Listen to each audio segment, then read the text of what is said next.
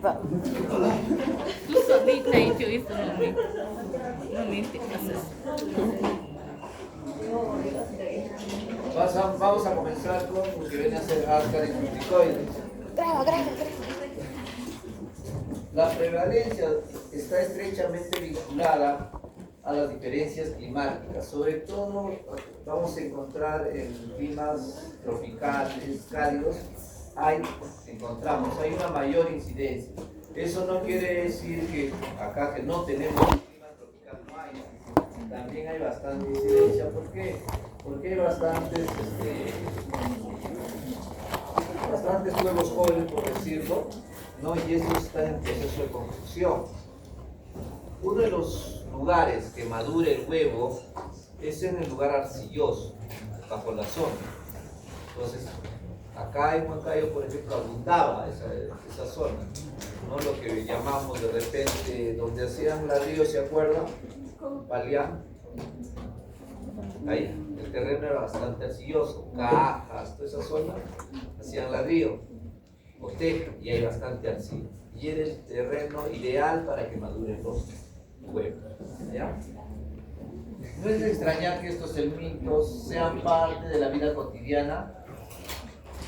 Aunque su presencia sea global, debe considerarse que más del 75% de la población mundial se encuentra establecida en países en vías de desarrollo, ¿no? La ascariasis causada por el nematodo Ascaris lumbricoides es el litiasis intestinal más frecuente del mundo y es el nematodo más grande a nivel del intestino. ¿Ya? La morbimortalidad de las formas severas de la enfermedad se debe sobre todo a la obstrucción intestinal y a la migración de los nemátodos hacia los conductos biliares y pancreáticos. Esta parasitosis le gusta vivir en comunidad, no vive solo. ¿Ya? Y al momento de vivir en comunidad, o sea, quieren estar juntos. Al estar juntos se enrollan con un ovillo y esto ocasiona la obstrucción intestinal, ¿no? La ponen en el intestino. Los ascáridos adultos tienen anfibios, son grandes, musculosos y presentan 3 labios. O sea, la parte de la cabeza tiene 3 labios gruesos y tiene la parte muscular bien formada, tiene 3 capas. ¿Ya? No tiene cómo soportarse, cómo adherirse, no tiene ganchos, no tiene nada parecido con los cestos, pero tiene fuerte musculatura que le permite estar en el duodeno a esa altura. La hembra adulta alargada, cilíndrica, de color cremoso, nacarado, blanco nacarado, mide en promedio 30 centímetros de longitud, pudiendo alcanzar hasta 45, y 5 milímetros de diámetro, con aparato reproductor que se abre en la vulva ventral con ano independiente, que está aproximadamente en la mitad del cuerpo del parásito. El macho mide unos 15 a 20 centímetros y presenta un extremo posterior enroscado en que se encuentra el reproductor con la cloaca. Y también se observan las espículas que lo utiliza en la copulación con la hembra. Entonces, con la espícula que tiene, que ustedes han visto el gallo que tiene con una espícula que sale, lo mismo tiene este gusano que le ayuda a implantarse en la hembra en el momento de la copulación. Los huevos eliminados por la hembra, unos aproximadamente 200.000 huevos por día, pueden ser no embrionados, pueden ser fértiles o infértiles. Los huevos fértiles, como mencionamos en la mañana, son ovalados y redondeados, con protuberancias mamelonadas que miden alrededor de 45 por 65 micras y presentan coloración parda de origen biliar. Una pequeña proporción llega a carecer de las protuberancias. Los huevos infértiles son mucho más grandes, de mayor tamaño, alargados y tienen protuberancias irregulares o ausentes. Recordemos que el huevo fértil puede tener protuberancias o como no puede tener protuberancias. Igual el infértil puede tener como no puede tener protuberancias.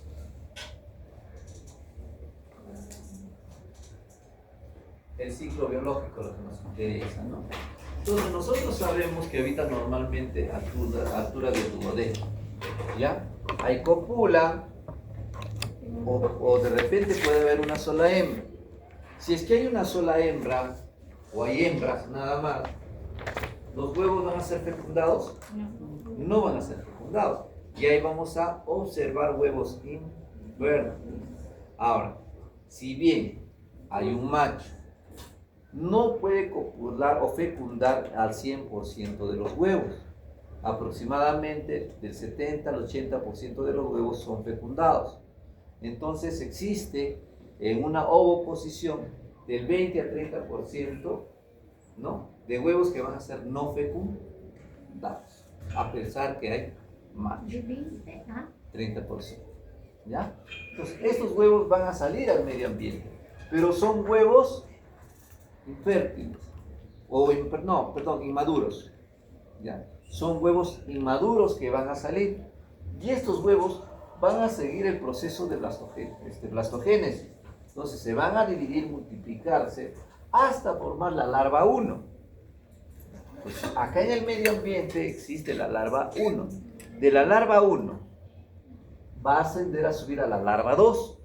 Demora un proceso de 28 días aproximadamente en convertirse el huevo que salió hasta convertirse en L2, o sea, huevo con larva 2, demora un promedio de 28 días. ¿Ya?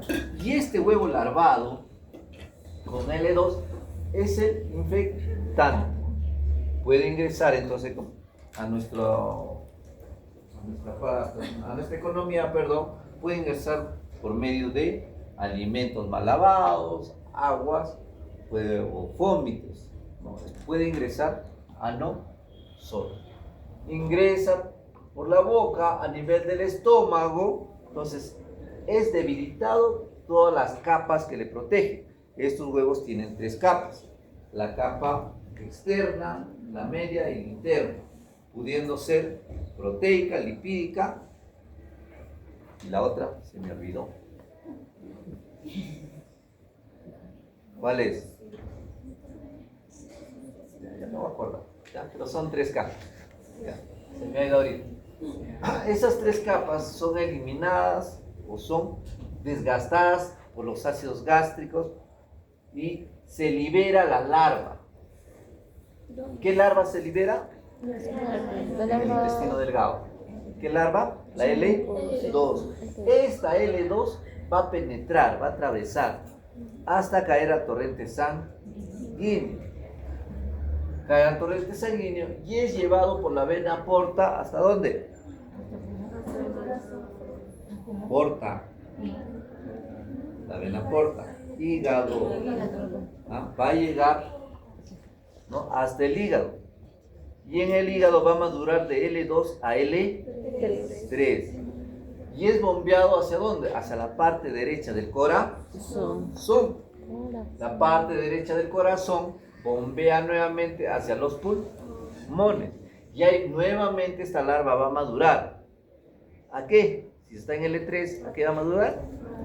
A L4. Comienza a ascender alveolos, bronquiolos, bronquios, tráquea, sigue ascendiendo la larva, L4, llega a la epiglotis y es deglutida. Cae la L4 y llega al intestino, al colédoco. En el colédoco cambia a L5 y a su estadio adulto. ¿Ya? Entonces ahí llega nuevamente al colédoco en el intestino, en el estadio L5 y adulto. Consigue a su pareja, comienza a fecundar y nuevamente elimina huevos. Eso es el ciclo biológico. ¿Es monogénico o heterogénico? Levanten la mano quienes dicen monogénico. Levanten la mano quienes dicen heterogénico. Nadie. 1, 2, 3. Ordóñez, ¿qué es monogénico?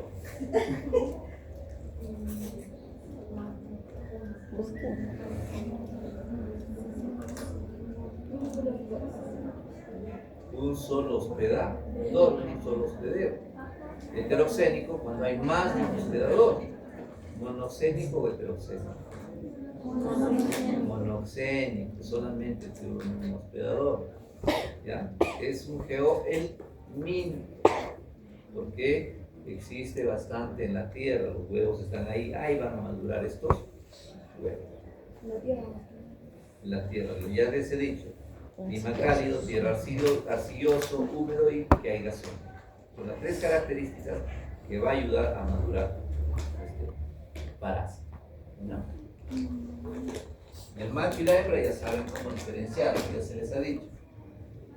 La transmisión por ingesta de huevos embrionados con L2 en aguas o alimentos contaminados, en zonas que consumen tierra, existe, ¿no? Consumen tierra.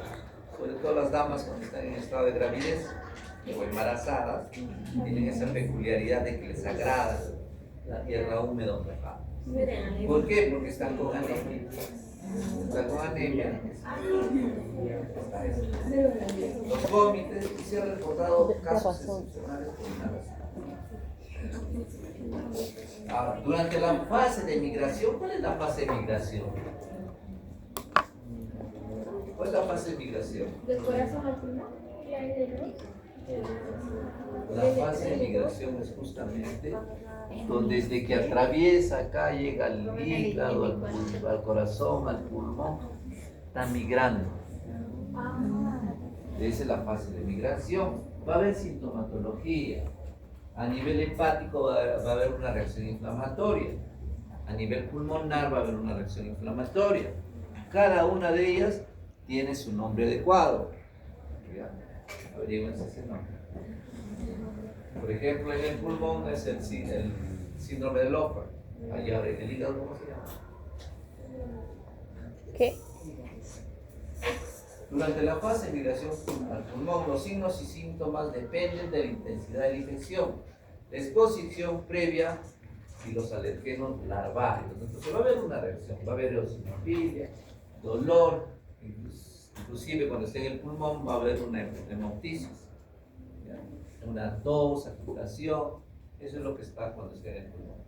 Las larvas ocasionan la ruptura de capilares en paredes alveolares, lo que da lugar a hemorragias y un proceso inflamatorio diseminado, eosinofilia local y sanguínea.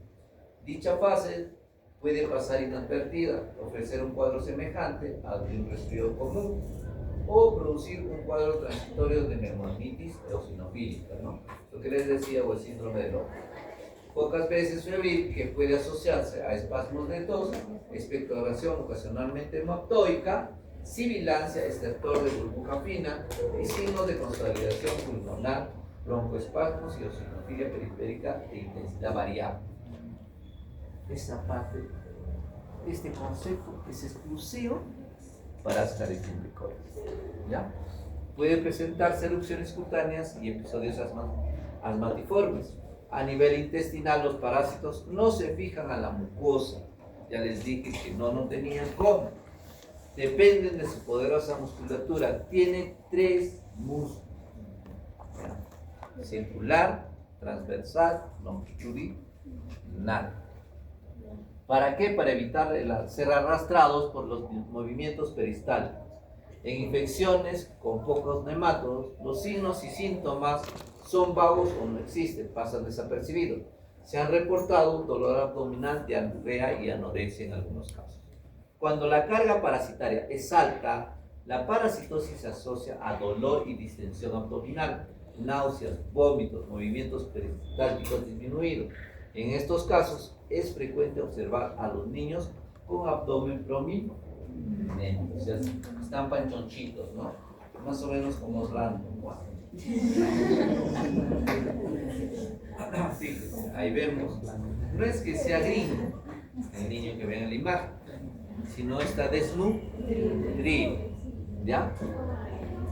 Y esto ocasiona en comunidad y produce obstrucción intestinal, ¿ya? Acá creen que va a ser el caso darle antiparasitaria, ya no. Entonces acá el proceso es una cirugía. Agarran, abren el abdomen y seccionan una parte del intestino. Y después, como tallarín, sacan. Espagueti. ¿Y eso qué hace? Se descarta. Se bota. En la chata o en la riñonera y se pone. Y ya Después, después ya se bota, ¿no? Se elimina. Se supone que tiene que ir a un lugar adecuado, cosa que en Perú no se hace. ¿Dónde la basura? Ya. Se muere. Muere, como no tienen dónde nutrirse, todo muere. Cuando, creo que les conté, ¿no? Cuando comencé a trabajar, el año 2000.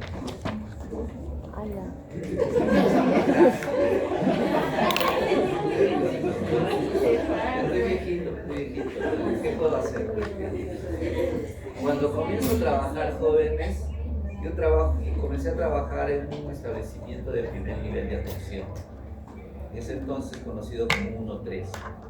¿Ya? Y ahí se hace guardia, sí, pero en la mañana está todo el equipo completo. Hay médico, hay obstetra, hay enfermero, no farmacéutico, todo hay. En la tarde, pues trabajan solamente 12 horas. En la tarde se quedaba un personal o 2 personales, por lo mucho, nada más. Y en ese nivel 1-3 ustedes tienen que saber dar tratamiento, revisar, todo tienen que saber. Parece mentira, ahí en ese establecimiento yo he aprendido un montón. ¿Por qué? Porque nos dejaban solos y yo tenía que ser desde médico hasta barrendero. O sea, todo tenía que ser. Yo me acuerdo bien, y en la mañana, ¿no? Vino una señora con su hijito, una señora, no era ni oscura, sino bien vestida, un poco clarita. Pero su hijo era como la imagen más o menos blancón, así gringuito. Ya su cabello también, parecía como era blancón, bueno, su cabello es rubio, pero normal. Pasó por todos los servicios, pasó a medicina porque tenía dolor abdominal, hipocólico. Pasó, le dieron medicamento para que le pase el dolor, una diosina, una sulfa, para que presumía que había una infección. La mamá tenía su planificación familiar, nunca me voy a olvidar, y le hicieron su planificación familiar, pero el niño le acompañaba a la mamá, o sea, la obstetra también lo vio al niño. El niño le hicieron su crecimiento y desarrollo. El niño le revisaron su boquita. ¿Ya? Y yo me crucé también en el pasadizo con el niño. El farmacéutico también le dio su medicamento. Eso fue el primer día. Al día siguiente volvió la mamá con el niño, mencionando que no le calmaba el dolor. Al día siguiente no había médico. No estaba el médico de turno. Agarraron y le continuaron dando analgésico. La mamá se fue. Al tercer día volvió la mamá con el niño. Y ya le dijeron, pero ya le hemos dado todo, ya tiene infección intestinal, ya tiene todo. ¿No? A ver, vamos a seguir observando. Y ya supongo que le va a bajar. Como le había dado antibiótico, se supone que los parásitos se habían atontado. O sea, el dolor ya había disminuido un poco. ¿Ya? Y la mamá agarró, le encerró al niño en su casa y ella se fue a la chacra a trabajar. La cosa que la mamá retornó a las 5 de la tarde. Lamentablemente, el niñito falleció por una obstrucción intestinal, le reventó la tripa, lo reventó, el parásito estaba haciendo un bolo ahí, y como los alimentos no pasaban, el intestino se distendía, reventó el intestino, una peritonitis y murió por peritonitis el niño. Ya, me acuerdo porque fuimos también a su velorio, el médico llegó más tarde y nos dijo, vamos un rato a ver, fuimos. Y justo cuando estábamos en el velorio, comenzó algo así. Comenzaron a salir las larvas por su boca, por su oído, por sus fosas nasales. Ay, lo único que afinó el médico, sabe que chicos, vamos a taponear. Taponeó todo. Que salga por abajo nadie se va a dar cuenta, ¿no? Pero por arriba no. ¿Ya? Si les comento es porque el médico se agarró la cabeza, se retiró y lo vi soltar 2 o 3 lágrimas. ¿Por qué? Porque era responsabilidad clínica, médica. Que nadie nos hemos dado cuenta, pero más recaía la responsabilidad en el médico. Nadie dijo que sea un examen parasitológico o hay que... Nadie dijo. Entonces, por eso el niño nació. Chicos, si ustedes van a hacer su serum, y mayormente cuando hacen serum, hacen el nivel 1.4 o 1.3. Si hacen 1.4, no hay problema. Hay personal médico, todo el hito, pero si es un nivel 1.3, ya hay solamente médico en la mañana, en la tarde no. Ahí tiene que ser de todo. Eso nos sirve bastante. Chicos, el diagnóstico depende de la identificación de los nematodos adultos eliminados por el recto u otros orificios corporales y el hallazgo de los huevos en exámenes fecales coproparasitoscópicos o coproparasitológicos de concentración, de preferencia cuantitativos, aunque pueden realizarse observaciones en presa. En la obstrucción intestinal es posible palpar las masas de parásitos. En cambio, es difícil realizar el diagnóstico parasitoscópico durante la fase migratoria del ascaris, ¿no? ¿Por qué es difícil o imposible? Porque el parásito recién está yendo del intestino hasta volver al intestino, pasando por el hígado, corazón, pulmón. Ay, no se puede identificar. Ojo, se puede quedar atorado la larva, ya sea L3, L4, en alguna parte sí puede quedarse atorado. Y entonces, ¿cómo se hace el diagnóstico? Se hace el diagnóstico por estudios de gabinete. Llámese tomografía, llámese ecografía, resonancia. Por eso se puede hacer el diagnóstico. ¿Ya? El hallazgo de larvas en esputo o contenido gástrico es fortuito. En esta etapa del ciclo es frecuente encontrar eosinofilia entre 30 y 50%. Conteo que disminuye o desaparece cuando las formas adultas del nematodo se desarrollan.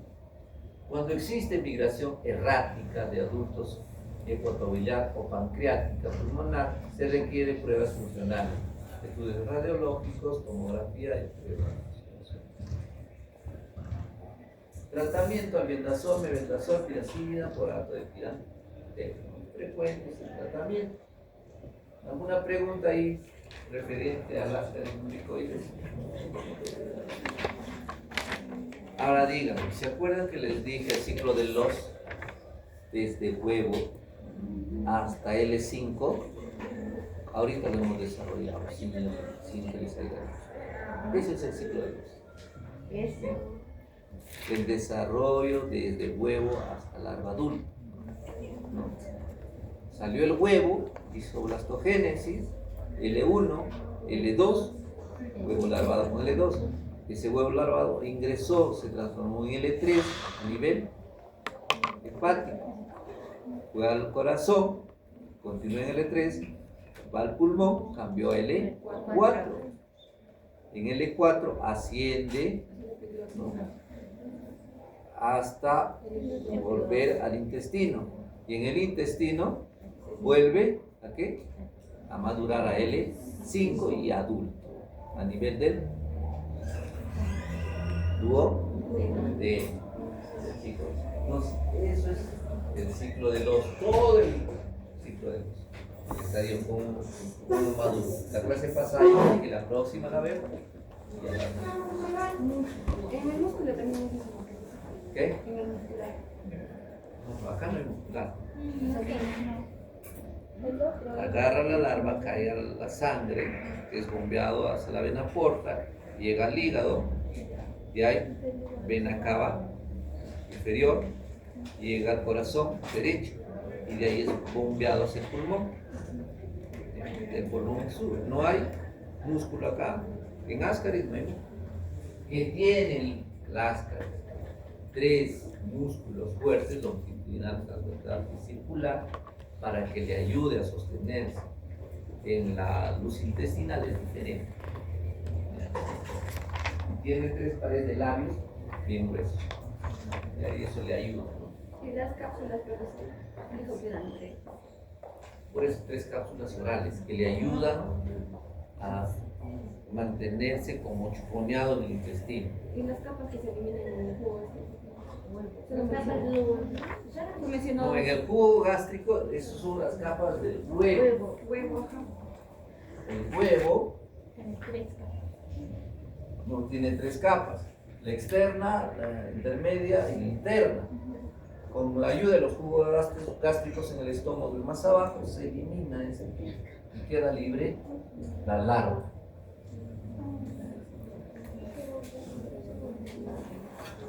Entonces, todo claro, chicos. Para pasar a la Trichinella spiralis.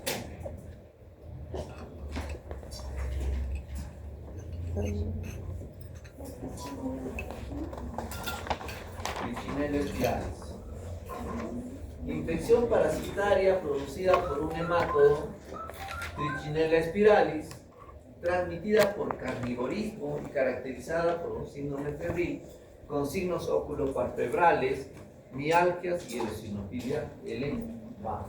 O sea, tus ojitos se van hinchados. Te va a doler los músculos, sobre todo el músculo deltoides. Ay, frecuentemente se dirigen a ¿ya? Calambres. Características: es un hemátodo blanquecino y filiforme, extremidad anterior más delgada, la hembra mide de 3 a 4 milímetros, el macho es un poco más pequeño y también el macho vive mucho menos, copula y muere el macho, ¿ya? Tiene alta resistencia al calor. Te vacilas, ¿no? Se inactiva solamente, miren, llega a 75 grados y se inactiva por 30 minutos. O sea, hago hervir o hago calentar mi carne, lo doro a término medio, la parte externa se quema, pero la parte intermedia está jugosa, ¿no? Eso es 3 cuartos, ¿no? Y ahí no pasa de 75 grados. Entonces ahí se mantiene vivo. Y ustedes lo dejan más de 30 minutos dorándose, ¿no? Será 15 minutos, 20 minutos. O sea, se mantiene inactivo, ¿no? Y soporta también la congelación a menos 15 grados centígrados por 20 días o menos 30 grados centígrados por 6 días.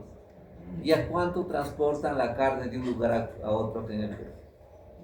Menos 10 grados o congelación. No llegan ni siquiera a 15 y menos, a 30. Entonces, están viables. La larva de Trichinella spiralis está viable. Por eso en estos países, que les dije antes, Argentina, Chile, se recomienda los cortes delgados, no gruesos, para que alcance la temperatura superior a 75 grados centígrados y eliminar a la larva. Ya, eso es lo que se recomienda.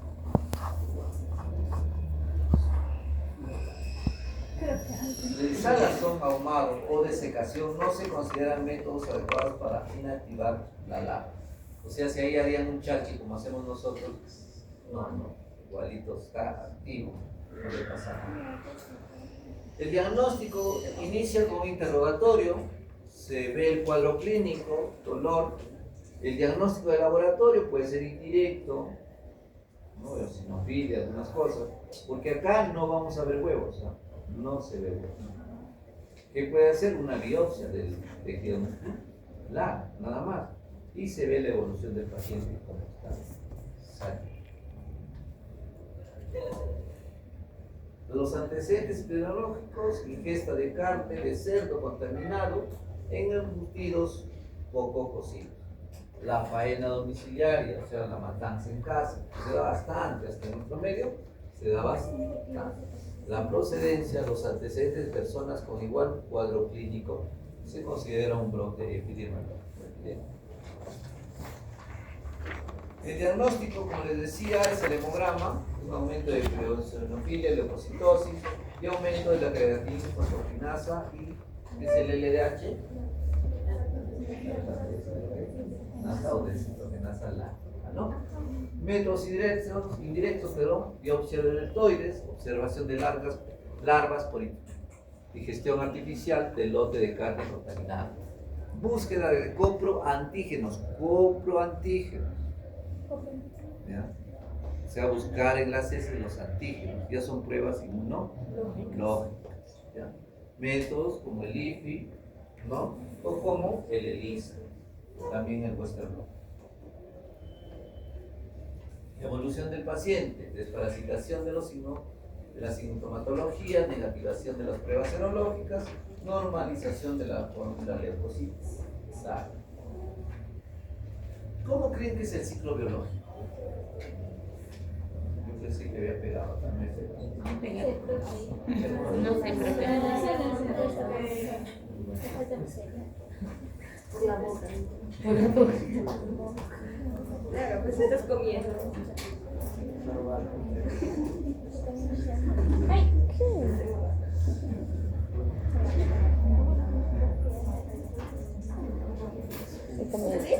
Ahorita me duermo.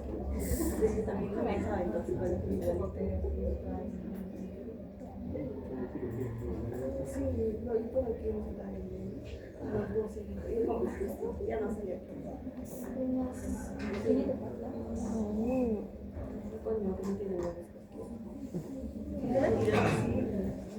A ver, chicos. ¿Cómo se contamina? O nos contaminamos por comer carne, ¿no? sí. Que no está bien cocinada, bien dorada, pues contaminado. ¿Por qué? Porque justamente acá está la larva. Está la larva acá. Ya han visto cómo es la larva, ¿no? Ya se les he explicado. Yo agarro, me como mi chicharrón a 3 sabores, a 3 tiempos, perdón. Ingresa por la boca, llega la larva acá, ya desenquista. Y consigue su macho, porque son de sexo separado. Consigue su macho, copula, y ¿qué nace de ellos? Bebés. ¿Huevos? No, acá son larvas. Ya son vivíparos. ¿Ya? Entonces, larvas bebitas, como dicen, ¿no? Esas larvas bebitas o chiquitas, ¿qué hacen? Penetran el sistema linfático. Por el sistema linfático es llevado hacia el corazón y del corazón es bombeado a cualquier parte de la economía. Y ahí se enquistan en el tejido muscular. Por eso nosotros no podemos diagnosticarlo, porque no hay presencia de huevos. Y las larvas jóvenes se dirigen hacia el tejido muscular. Por A o B puede haber un aumento de peristaltismo, diarrea. ¿Puedo encontrar larvas? Sí, puedes encontrar larvas inmaduras en las heces, pero no es frecuente. ¿Ya? Más penetra